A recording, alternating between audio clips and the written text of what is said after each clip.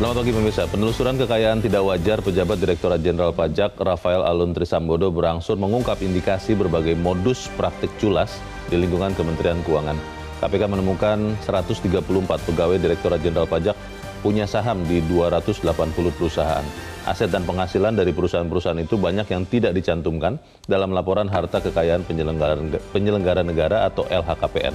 Pemirsa, inilah editorial Media Indonesia di hari ini Jumat 10 Maret 2023 dengan tema Praktik Culas Mafia Pajak bersama saya Leonard Samosir.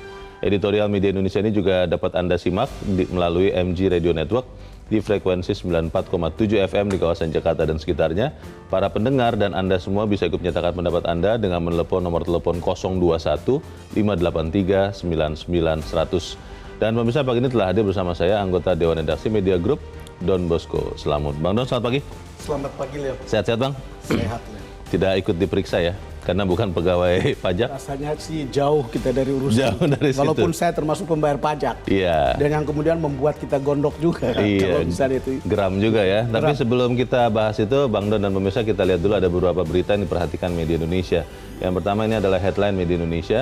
Berangkat dari eksekutif forum yang dilakukan oleh Media Indonesia kemarin. Ya. Dikatakan bahwa beritanya mengatakan mengungkit ekonomi digital. Maksudnya bagaimana nih Bang Don? Ya, sekarang ini kan memang lagi in dengan ekonomi digital. Itu tidak jauh lagi gitu. Sekarang sudah jalan dan justru perkembangannya makin sangat, sangat signifikan. Coba angka-angkanya. Tahun 2019 baru 41 miliar US dollar. Tahun 2020 42, 2021 70. Dan 2022 itu sudah 77 miliar. Dan 2030 diperkirakan 300 miliar. Kenapa ini dibicarakan duluan? Ini soal urgensi tentang bagaimana membuat masyarakat kita itu melek digital. Yeah. Dan kemarin saya kebetulan ikut diskusinya. Angka-angkanya sangat meyakinkan dan yang paling menarik itu adalah angka dari LPS yang memperlihatkan ekonomi digital itu membuat kita itu jauh lebih efisien. Dan di tempat di mana ekonomi digital itu berlangsung, itu inflasinya rendah.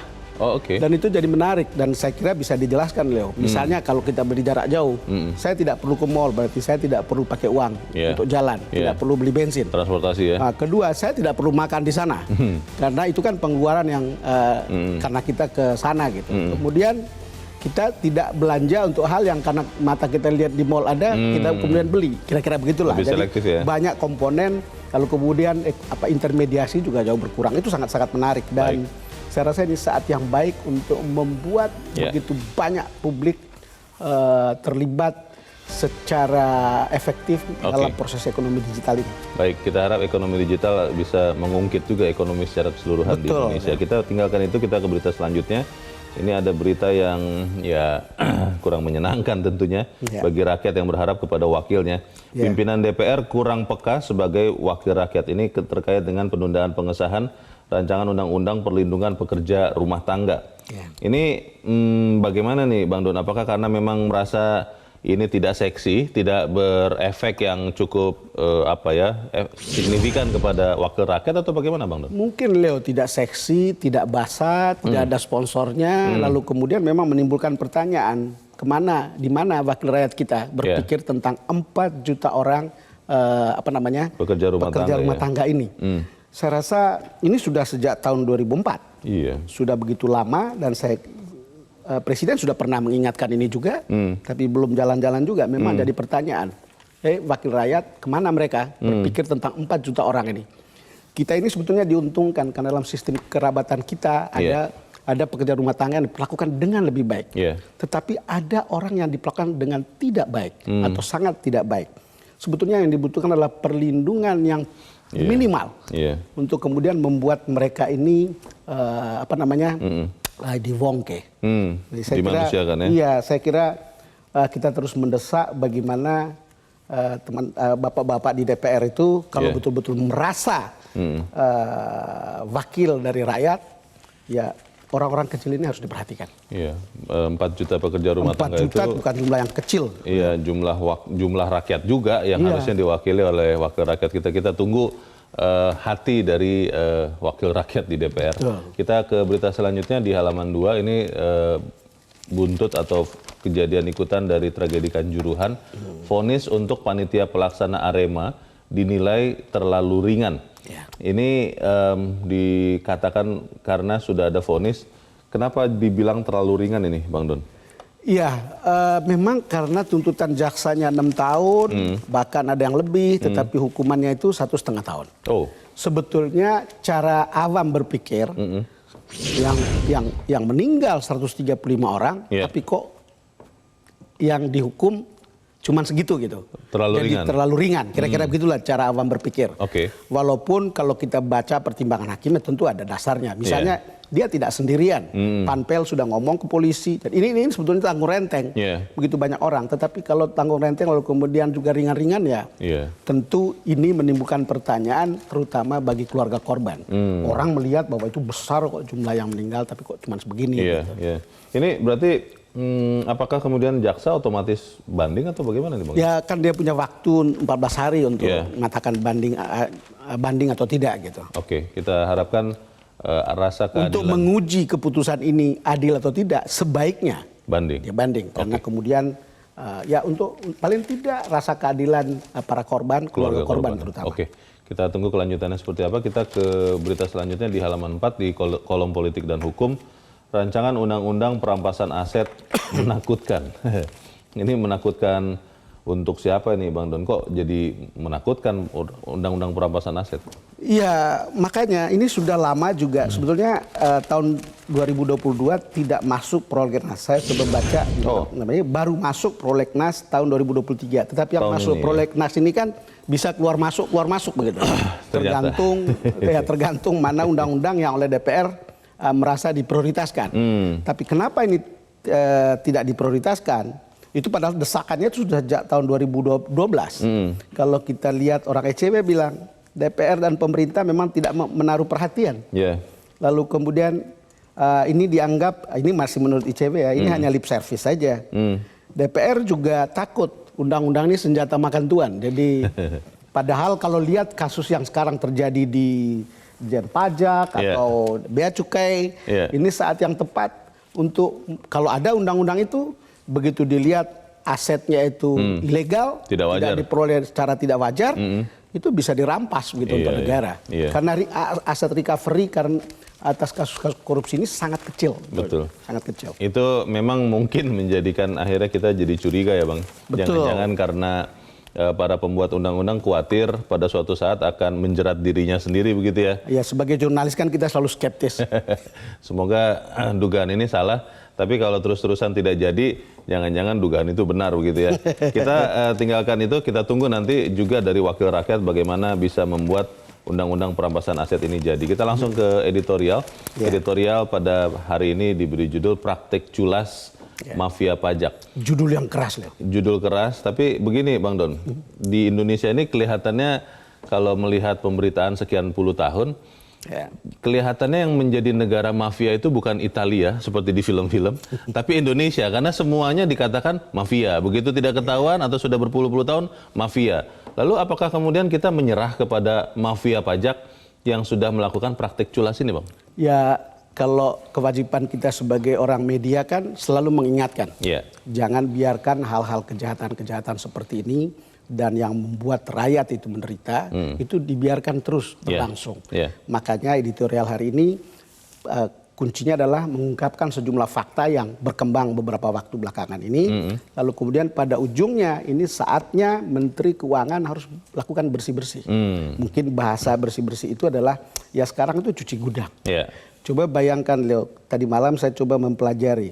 Itu ada 300 triliun dugaan transaksi ilegal di Kementerian Keuangan. Dalam kasus ini mungkin Dijen Pajak sama Dijen Bea Cukai. Transaksi mencurigakan ini melibatkan 460 orang. Gitu. Ini dugaan transaksi ilegal. Ini di situ gitu. Kalau lihat data PPATK 2020-2022 itu ada begitu banyak skema transaksi ilegal, apakah skema ponzi, apa koperasi simpan pinjam.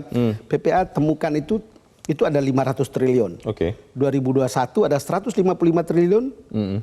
Bahkan mengalir sampai ke polisi dan bahkan pakai nama pelajar. Sepanjang 2022 183 triliun transaksi mencurigakan.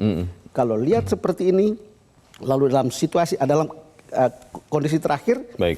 KPK menemukan 134 pegawai pajak punya saham di 280 perusahaan. Oke. Lalu nominasi atau nama para istri yang ada dalam perusahaan Nomininya itu. Ya, nomininya. Nah, sekarang kita lihat, kalau lihat yang berkembang belakangan, aset Rafael itu kan semula terdaftar sebagai 50 miliar. Lalu KPK temukan punya transaksi debit dan kredit 500 M. Dengan 40 rekening dalam kurun 2019 sampai 2023. Oke. Kalau kita lihat sekarang lagi ada kecenderungan untuk melihat jejak-jejak digital. Baik. Perilaku pegawai, lalu kemudian pajak maupun di bea dan cukai. Lalu kemudian orang lagi rame-rame lihat itu karena kemudian ternyata aparatnya kan pamer kekayaan.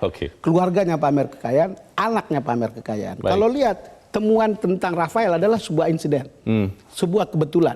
Tapi ini saat yang baik, jangan-jangan begitu banyak Rafael yang lainnya. Pertanyaan besarnya, Bang Don, apakah kemudian momentum ini benar-benar bisa dipakai untuk membersihkan mafia pajak? Karena kalau di film-film kan yang namanya mafia patah tumbuh hilang berganti. Mafioso. Itu dia. Kita akan bahas itu, Bang Don, dan pemirsa nilai editorial Media Indonesia untuk hari ini, Jumat 10 Maret 2023, praktik culas mafia pajak.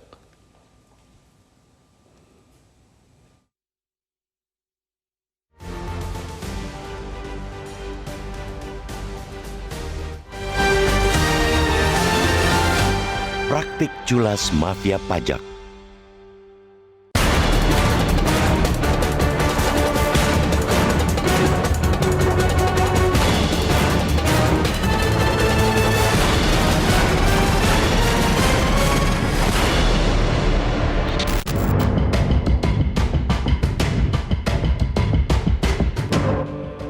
Penelusuran kekayaan tidak wajar pejabat Direktorat Jenderal Pajak Rafael Alun Trisambodo berangsur mengungkap indikasi berbagai modus praktik culas di lingkungan Kementerian Keuangan. Mulai dari permainan penghindaran pajak, pencucian uang, celah gratifikasi, dan suap. KPK menemukan sebanyak 134 pegawai Ditjen Pajak memiliki saham di 280 perusahaan. Aset dan penghasilan dari perusahaan-perusahaan itu banyak yang tidak dicantumkan dalam laporan harta kekayaan penyelenggara negara atau LHKPN. Ketika ada yang tidak dilaporkan, patut diduga ada kesengajaan menyembunyikan harta tersebut. Penyembunyian harta mungkin karena asal-usulnya ilegal, agar terhindar dari kewajiban membayar pajak atau sebab lainnya yang sama-sama mencurigakannya. Ada pula kepemilikan saham perusahaan yang saling berkelindan antar pegawai pajak. Nama Wahono Saputro yang melaporkan kekayaan senilai 14 miliar rupiah disebut KPK memiliki saham perusahaan istri Rafael. Kepemilikan itu atas nama istri Wahono. KPK pun mencurigai kepemilikan perusahaan konsultan oleh pejabat pajak atau keluarganya. Di satu sisi, kepemilikan itu sangat tidak etis karena syarat konflik kepentingan. Di sisi lain, pegawai yang bersangkutan mungkin saja memanfaatkannya untuk memperkecil nilai pajak yang harus dibayarkan, baik oleh dirinya atau orang lain. Di situ ada celah rasuah. Bukan hanya pejabat pajak, KPK juga mulai memanggil pejabat Ditjen Bea dan Cukai untuk mengklarifikasi harta kekayaan mereka. Saat ini, baru satu yang sudah menjalani pemeriksaan, yakni Kepala Bea dan Cukai Yogyakarta, Eko Darmanto. Berikutnya giliran Kepala Bea Cukai Makassar, Andi Pramono. Baik Eko yang sudah dicopot dari jabatannya maupun Andi sama-sama terpergok suka memamerkan kekayaan dan bergaya hidup mewah. Kita berharap KPK tidak berhenti hanya sampai Rafael, Wahono, Eko, dan Andi. Klarifikasi harta kekayaan aparat negara semestinya menjadi prosedur rutin dalam pencegahan korupsi. Ketidakwajaran kekayaan bukan semata jumlah yang fantastis, melainkan juga pelaporannya yang tidak sesuai dengan kekayaan yang tampak.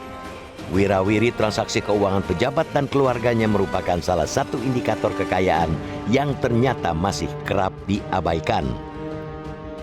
Menko Polhukam Mahfud MD mengungkapkan dalam kurun waktu 2009 sampai 2023 terdapat transaksi-transaksi mencurigakan di lingkungan pegawai Ditjen Pajak dan Ditjen Bea Cukai senilai tidak kurang dari 300 triliun rupiah. Transaksi yang telah dilaporkan PPATK tersebut melibatkan 460 lebih individu. Lalu, apa yang terjadi dengan laporan-laporan tersebut kalau bukan diabaikan? Ini sungguh menyia-nyiakan kerja keras PPATK dan kepatuhan lembaga jasa keuangan melaporkan transaksi mencurigakan. Kita memang mengapresiasi komitmen Menkyu Sri Mulyani Indrawati bersih-bersih di Kemenkyu. Hanya saja, komitmen seperti itu sudah begitu sering kita dengar. Aksi-aksinya kerap hanya hangat-hangat tahi ayam. Sekarang kita tantang Menkyu dan KPK untuk melembagakan klarifikasi kekayaan pegawai dan pejabat. Peran Inspektorat Jenderal untuk menegakkan integritas aparatur negara mesti diaktifkan. Itjen wajib meneliti laporan PPATK, cocokkan dengan SPT pajak, LHKPN individu yang bersangkutan, dan aduan masyarakat. Bila di kemudian hari KPK mengungkap tersangka korupsi, Itjen instansi harus ikut memeriksa untuk melihat apakah ada pengabaian tugas. Tidak hanya di Kemenkyu, klarifikasi rutin kekayaan juga mesti diterapkan di semua instansi pemerintahan. Ayo, sikat para mafia dan koruptor sampai habis.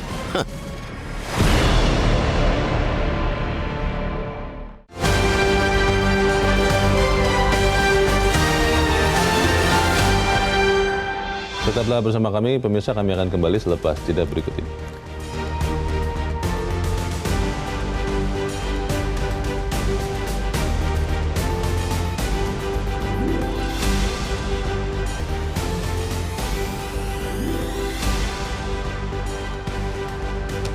Terima kasih Anda masih bersama kami pemirsa, dan saat ini kita akan bertanya dulu, Bang Don, kita akan bertanya dengan Kepala Bagian Pemberitaan Komisi Pemberantasan Korupsi atau KPK, Ali Fikri, yang sudah tersambung lewat saluran telepon.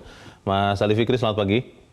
Selamat pagi, Mas. Ya, Mas Ali, banyak temuan yang akhirnya kita ketahui setelah KPK turun untuk meneliti harta kekayaan RAT, Rafael Alun Trisambodo, dan akhirnya ditemukan ada beberapa modus mungkin yang menjadi cara-cara menggelapkan pajak atau melarikan. Pertanyaannya adalah apakah hal serupa itu juga dilihat KPK di beberapa pejabat yang lain atau memang baru fokus di kasus RAT ini, Mas Ali?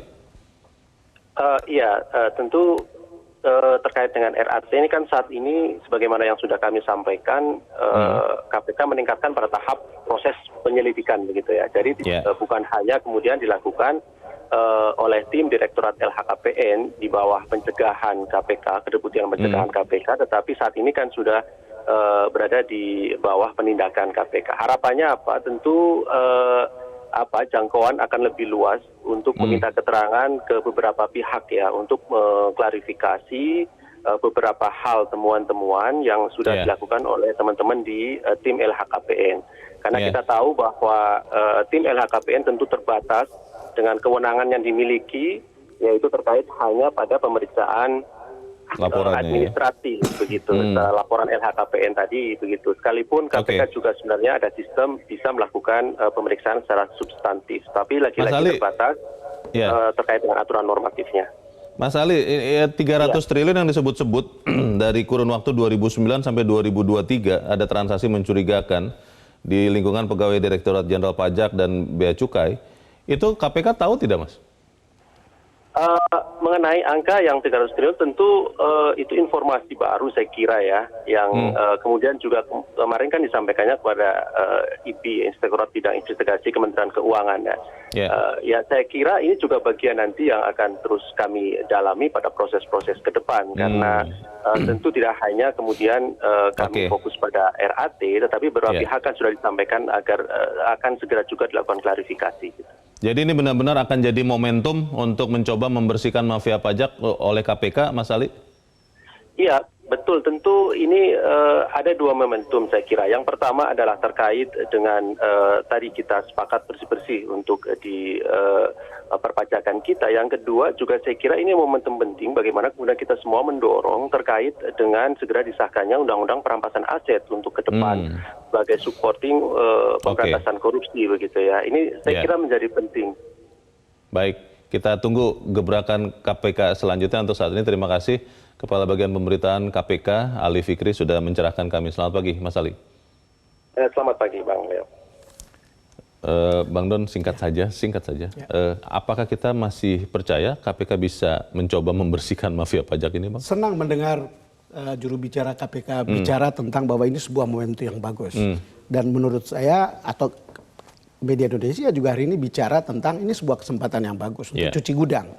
Kenapa? Rafael itu temuan kebetulan. Karena anaknya melakukan penganiayaan. Tetapi kita tahu KPK menemukan ada sekian transaksi yang ilegal. Lalu kemudian PPATK juga memperlihatkan bagaimana begitu banyaknya transaksi. Ini kan suspek sebetulnya. Bisa dilacak dan bisa dilihat. Orang sekarang bicara Kementerian Keuangan sudah memecat Rafael. Orang tidak bisa sampai di situ saja.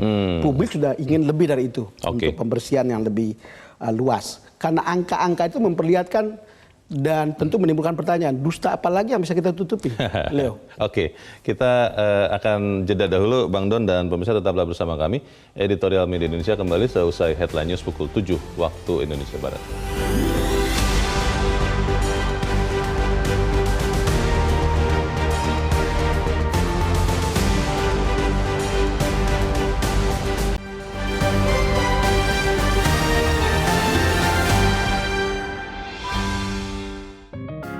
Media Indonesia mengajak Anda untuk mengakses fitur premium e-paper. Dengan sajian konten berbasis intelektual dan meneguhkan kebangsaan, Media Indonesia tampil dengan lebih dinamis melalui e-paper Media Indonesia yang dapat Anda akses kapan saja, di mana saja. Caranya mudah, download aplikasi Media Indonesia di Android atau ketik link e-paper.mediaindonesia.com atau bisa scan QR Code pada layar kaca Anda. Klik tab e-paper di bagian samping layar tablet Anda, daftarkan data diri, serta pilih paket berlangganan e-paper Media Indonesia sesuai dengan kebutuhan Anda. Nikmati juga bonus spesial tambahan 4 halaman rubrik fokus setiap hari. Semua bisa Anda dapatkan hanya di e-paper Media Indonesia. Untuk informasi lebih lanjut, hubungi customer service di nomor 0811 1201 2018 atau kunjungi media sosial @mediaindonesia. Media Indonesia, referensi bangsa.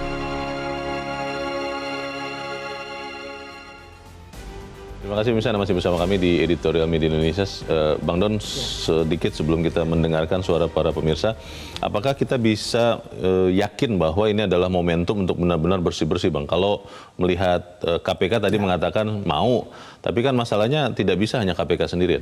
Iya, Leo, tadi itu kan KPK menjanjikan ini salah satu momen yang baik. Kita juga sepakat. Sekarang ada kesempatan di mana korupsi itu bisa diusut mulai dari LHKPN. Dan kita tahu begitu banyak pejabat, termasuk yang ditemukan oleh KPK, punya transaksi yang mencurigakan. Kedua, punya aset yang begitu besar. Punya uang yang begitu besar. Gitu. Kalau lihat situasi seperti sekarang, ini waktu yang terbaik. Gitu.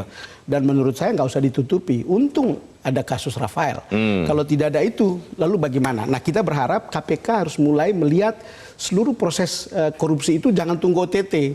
Kita bisa memulainya dari sana. Nah, itu baru kita mulai bersih. Kita juga perlu mensupport Menteri Keuangan untuk kemudian membuka semuanya, jangan ditutupi. Kita tahu Menteri Keuangan kita itu salah satu yang terbaik begitu. Kalau lihat pencapaian pajak itu oke gitu. Tadi baru ada penjelasan seperti ini kan. Tetapi yang begini juga tidak boleh ditutupi. Kalau ada 69 orang yang dicurigai, lepas saja tuh KPK, periksa gitu. Untuk kemudian diuji gitu kan. Tidak semua orang punya aset karena kejahatan kan. Tetapi bisa jadi ada orang yang kemudian kita dapat di situ. Lalu KPK tinggal menelusuk, lalu kemudian memasukkan itu dalam proses penyidikan lebih lanjut. Nah, itu baru kita mulai bisa bersih-bersih begitu, Leo. Baik, makanya dianggap sebagai momentum yang bagus. Kita akan dengarkan juga, Bang Don, suara dari pemirsa Metro TV. Saat ini kita sudah tersambung dengan pemirsa Metro TV di Temanggung, Jawa Tengah. Ada Pak Sukarwan. Pak Sukarwan, selamat pagi. Selamat pagi Metro TV. Selamat pagi Pak Sukarwan. Bagaimana Pak praktik culas mafia pajak bisa kita akhiri tidak di momentum kasus RAT ini? Kalau menurut Anda seperti apa, Pak? Prinsipnya bisa. Ini kan peristiwa Mario menganiaya David kan tidak adil, ada hikmah. Semua pejabat Dirjen Pajak, Bea Cukai harus dibongkar total.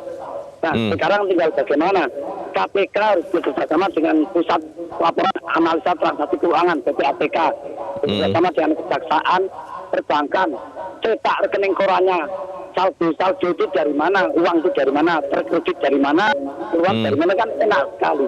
Gampang sekali. Saya selaku mantan perbankan, gampang sekali tinggal maunya. KPK, kepolisian, kejaksaan, dan perbankan. Cetak rekening korannya, terselidiki hanya hitungan menit, sudah itu. Baik. Kan ada undang-undang perbankan. Perbankan harus bersama dengan penegak hukum. Itu aja.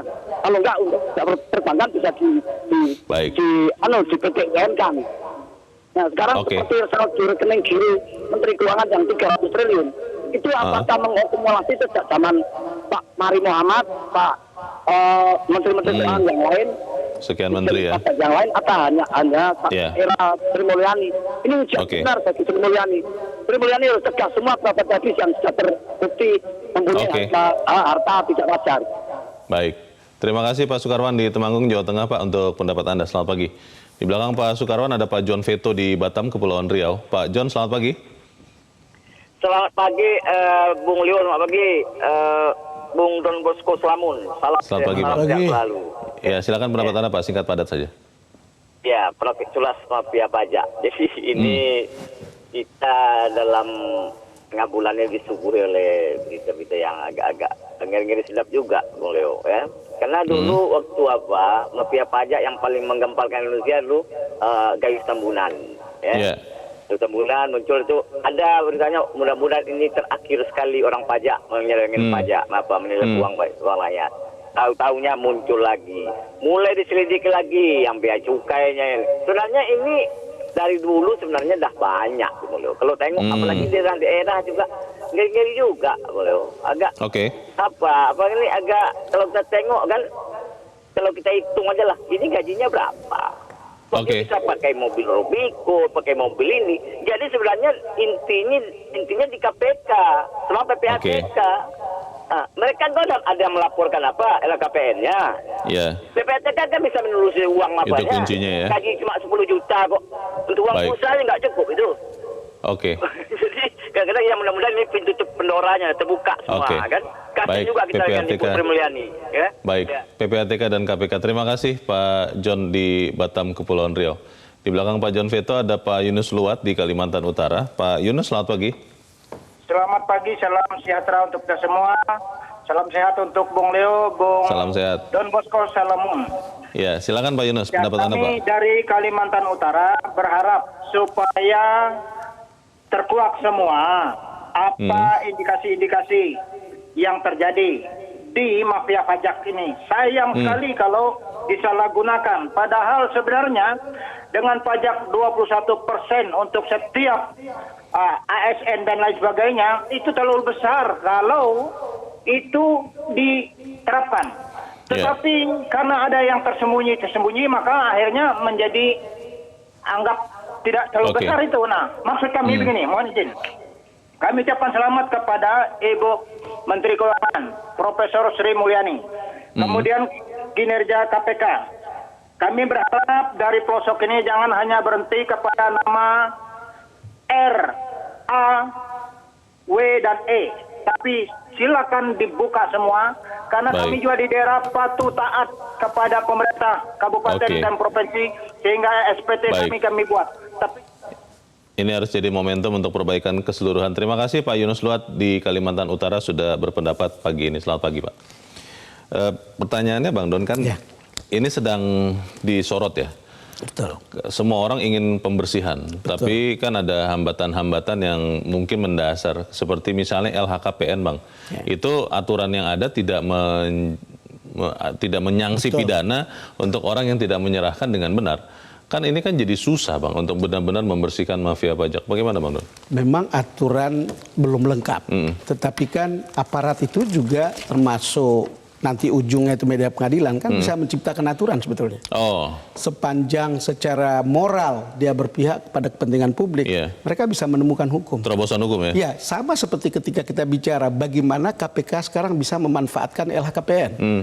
Mungkin tidak ada ketentuannya, tetapi Anda bisa memulai dari situ kalau mau melakukan pembersihan. Kan gitu.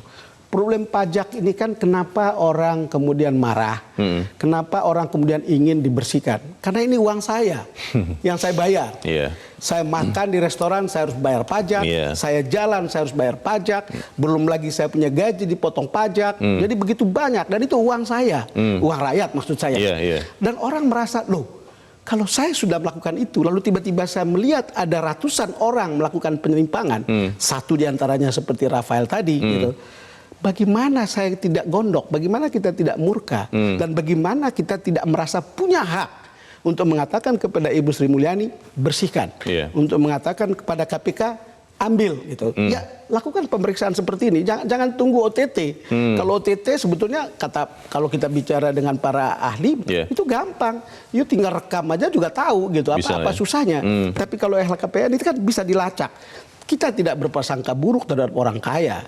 Tetapi kalau lihat pelajaran dan lihat case seperti ini dan kasus-kasus sebelumnya di mana kemudian orang terjerat dari kasus-kasus pajak, mestinya kita bisa lihat jangan-jangan DNA semacam inilah yang berkembang di sana, DNA korupsi atau jadi korupsi yang kronis gitu. Ini kan kita harus mulai memperbaiki supaya orang seperti saya atau Leo yang membayar pajak, berapapun besarnya, itu tidak kecewa, dan itu jangan sampai menghilangkan kepercayaan. Kita tahu Menteri Keuangan itu sudah berhasil untuk kemudian mencapai target-target pajak. Tapi kalau itu sudah ada begitu, itu tidak berarti kita kemudian menutup mata pada kejelekan-kejelekan dan kotoran-kotoran yang ada di pajak maupun di Dijen Bea Cukai. Karena ini adalah tempat yang paling banyak mafia untuk korupsinya. Bang, kalau kita lihat bangunan-bangunan dugaan kasus seperti angka 300 triliun itu kan disampaikan Pak Mahfud MD. Dan itu dilakukan dalam kurun waktu 2009 sampai 2023. Betul. Dan ini kan melibatkan banyak institusi yang secara alamiah tentunya tidak mau kemudian kalau memang ada dosanya dibuka begitu. Kan pertanyaannya kan begitu, Leo. Kenapa dibiarkan? Ini kan sudah ada dari dulu datanya. Sama seperti data tadi yang kita baca dari PPATK. Kenapa sih harus dibiarkan? Itu bisa dibersihkan tidak, Bang? Karena kalau melihat tahunnya saja 2009 kan sudah cukup lama ya. Lalu kalau melihat transaksinya mungkin akan tidak hanya transaksi sederhana tapi sudah rumit. Bagaimana, Bang Don? Ya, ini kan sangat tergantung pada kita punya kemauan saja. Tidak ada maksud jelek. Kalau saya memprasangkai seorang Leo gitu, Leo, you punya dana yang kita anggap nggak bagus, nggak jelas ya, boleh dong diperiksa gitu. Kalau nanti Leo bisa mempertanggungjawabkan nggak apa-apa. Cuman orang memang jangan sampai saling menutupi. Dan problem kita kan ada problem saling menutupi. Maka kita beberapa hari ini kan kita lihat ada memes yang keluar kan, di mana sekolah bisnis yang bisa mengeluarkan atau menghasilkan miliuner. Coba Leo.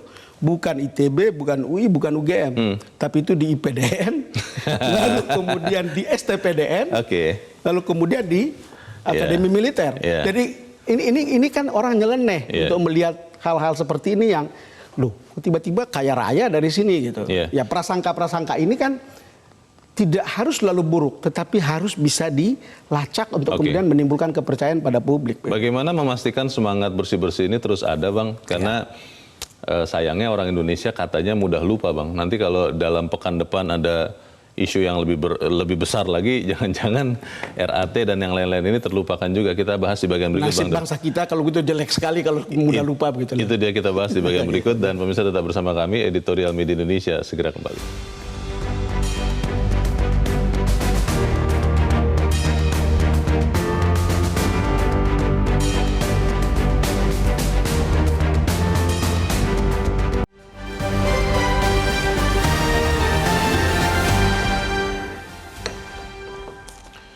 Terima kasih pemirsa, masih bersama kami. Kita di bagian akhir dari diskusi kita pagi ini, Bang Don, untuk memastikan bahwa pembersihan ini benar-benar terjadi dan terus, Bang. Itu apa, Bang? Ya mungkin terlalu biasa untuk mengatakan bahwa itu sikap mental kita dan kita harus siap melakukan itu. Itu soal mindset, soal sikap, dan soal keinginan untuk naik kelas. di berbagai negara maju kan soal uang ini kan sangat transparan. Dan di tempat kita justru terbalik datanya, Leo. Underground ekonomi kita itu pada tahun 2022 itu 1.998 triliun. Coba APBN kita berapa? Underground ekonomi itu bisa terdiri dari underground yang ada yang abu-abu, ada yang kemudian unreported, tapi banyak diantaranya karena permainan uang-uang kotor begitu yang tidak tercatat, lalu kemudian termasuk transaksi-transaksi gelap. Itu kira-kira 1/3 dari APBN. Iya, coba bayangkan kalau sebegitu banyaknya. Pertanyaan kita itu kapan kita mau naik kelas untuk urusan-urusan transparansi mengenai soal-soal uang ini. Sementara kita sudah bisa bicara bahwa ini sekarang semua tidak perlu ada tatap muka. Sekarang digital semua bisa dari jarak jauh. Karena tatap muka kan sering menghasilkan atau menciptakan kesempatan negosiasi. Termasuk negosiasi untuk pengurangan bayar pajak, kemudian selebihnya itu adalah untuk petugas pajak dan seterusnya. Ini soal itikat kita sebagai sebuah bangsa. Sebuah bangsa yang besar untuk naik kelas, naik peradaban. Di tengah-tengah situasi dan di tengah-tengah kemajuan ekonomi digital. Kalau kita lihat semua ini dan kalau itu inline dengan perkembangan ekonomi digital, mestinya kita harus makin baik. Dan tidak ada lagi transaksi-transaksi gelap, tidak ada lagi transaksi-transaksi dalam pengertian yang di bawah meja, yang tidak jelas lalu kemudian menimbulkan kerugian bagi negara.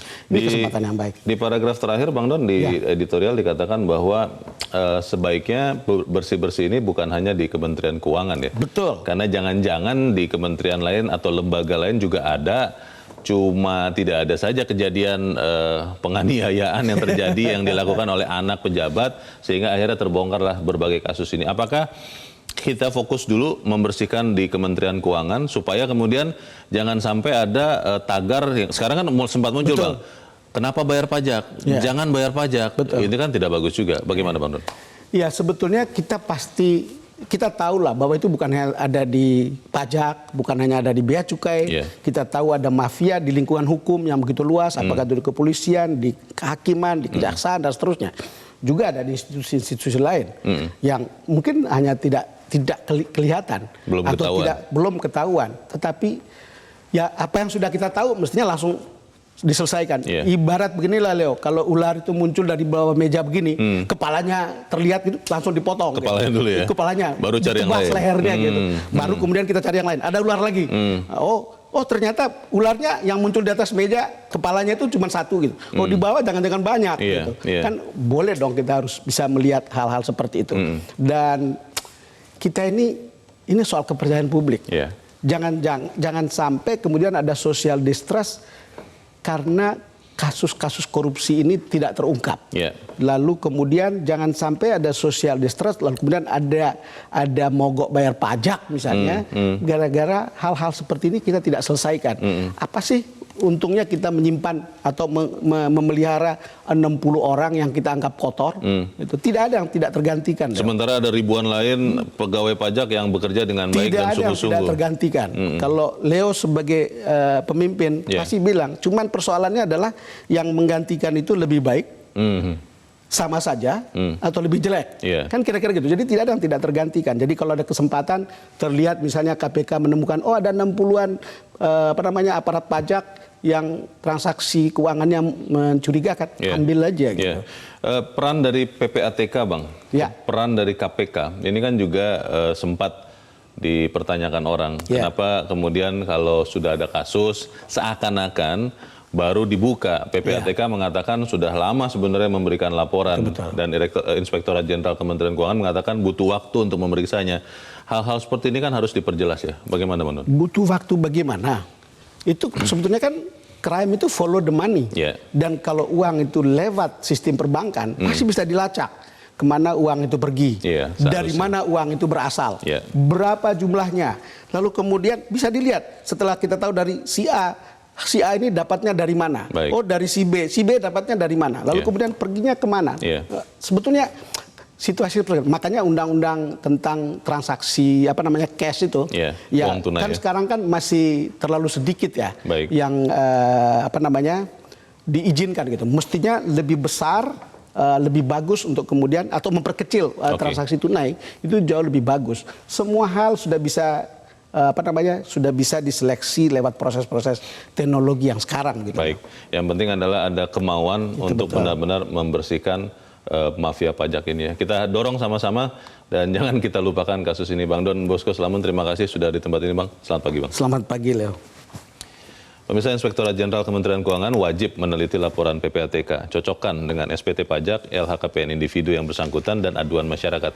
Bila di kemudian hari KPK mengungkap tersangka korupsi, Inspektorat Jenderal instansi harus ikut memeriksa untuk melihat apakah ada pengabaian tugas. Tidak hanya di Kementerian Keuangan, klarifikasi rutin juga harus diterapkan di semua instansi pemerintahan, dan ini adalah kerja kita bersama untuk sama-sama memberantas mafia.